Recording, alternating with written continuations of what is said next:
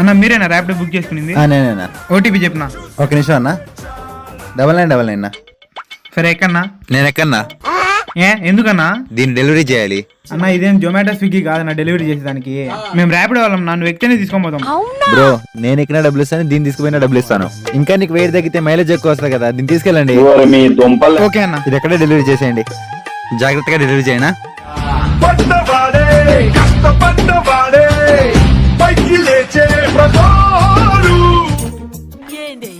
ఇదేంట్రా ఇలా ఉంది? అన్నకు ఫోన్ చేద్దాం ఒకసారి.